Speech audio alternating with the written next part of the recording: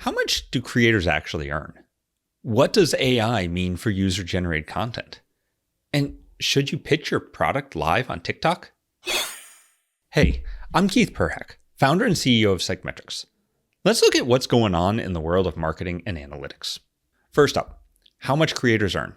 The creator economy is booming and expected to keep booming, but the share of that revenue captured by the top 10% of creators keeps growing. These top-tier creators are taking in over 90% of the total revenue. That means that many of the mid-tier creators are seeing growth, but also increased competition. And the majority of creators, including most beginners and amateurs, don't earn a full-time wage for their content. A lot of this growth is driven by sponsorship and influencer marketing deals, not just ads. So you've got to be creative about how you're monetizing. This 90-10 type split sounds super scary, but it's also pretty much what you see in really any industry. The top 10% always take the majority of revenue, but there are always going to be niches within any industry which you can focus on and win. It's going to be very difficult to be one of those top 10 creators in the world, but being a top 10 creator in a sub niche is definitely not as difficult, and focusing down can make it easier to create content and find your audience. So instead of chasing the biggest creators or trying to be the next Mr. Beast, work at becoming the superstar in your niche. Maybe even niche down more.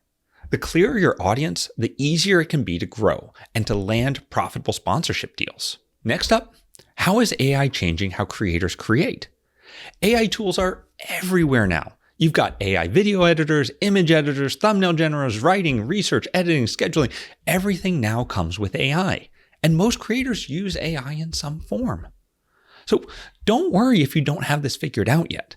Everyone is currently trying to figure out how to make this all work together. Some people are treating AI like magic, like a magic content machine. They say, write me a blog post about X, and whatever comes out, that's what they publish. And this is why we're seeing such a flood of spam and crap content. Other people have a conversation with AI.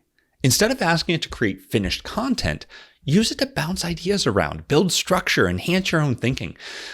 Using AI like this, it becomes a tool for having a conversation with yourself, helping you explore ideas and see what's in the cultural conversation around your topic. When you use AI this way, the final thoughts and insights, they're still yours. AI just helped you think through the problem better. And that's really the difference between AI replacing your creativity and AI amplifying it. But here's a warning.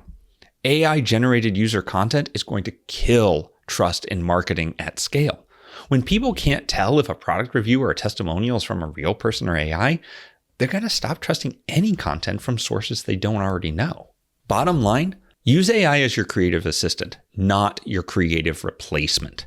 And in a world where AI content is everywhere, authentic human voices and trusted relationships become even more valuable. Next, a big shift that's underway, brands are moving away from one-off creator campaigns towards long-term partnerships.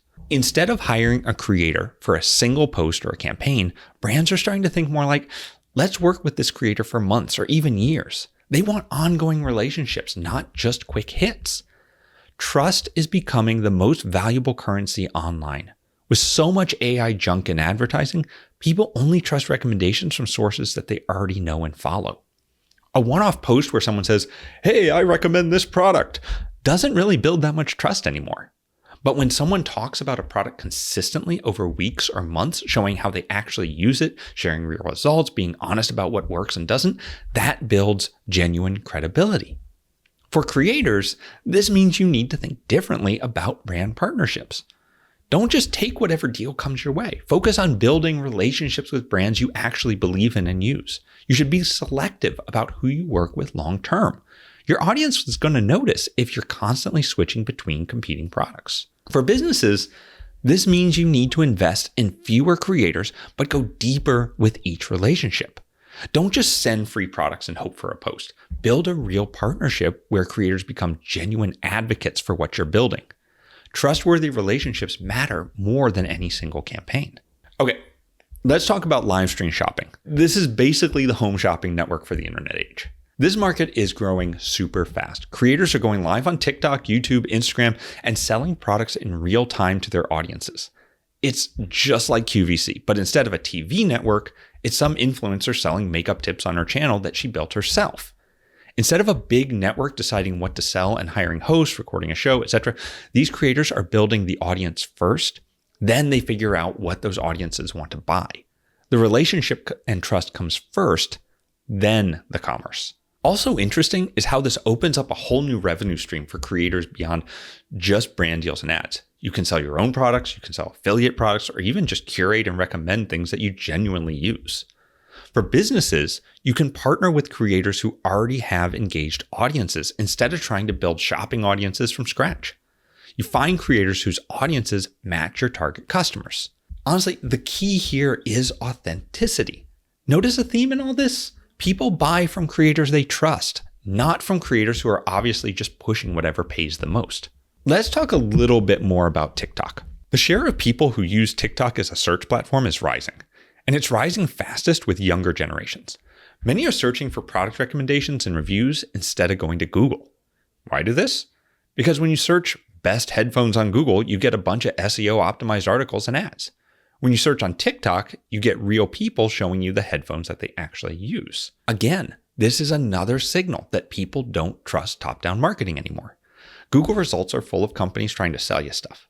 Lots of spam and junk sites, and Reddit used to be more organic, but even that's now getting gamed. TikTok feels more authentic because it's harder to fake genuine user content at scale, at least until AI comes into it. This shift from top-down to bottom-up marketing is huge. Instead of companies telling you what to buy through ads, you're hearing about it from real people, about what they actually recommend. It's like we're going back to how marketing worked before big ad platforms took over, people recommending things to people. For creators, this means your honest reviews and recommendations become more valuable. People are actively searching for your opinions, not just stumbling across your content. And for businesses, you need to think about how people might search for solutions to the problems that your product solves. Partner with creators who naturally talk about these topics, not just whoever has the biggest follower count. Look, platforms change, but the principle stays the same. People trust individuals more than institutions. How's your business going to handle that? Well, that's all for this roundup. If you want to track how these shifts are impacting your business, check out SegMetrics. Our full funnel, cross-platform, cross-device tracking gives you full transparency on what is and what isn't driving your business. I'm Keith Perhac, and thanks for watching.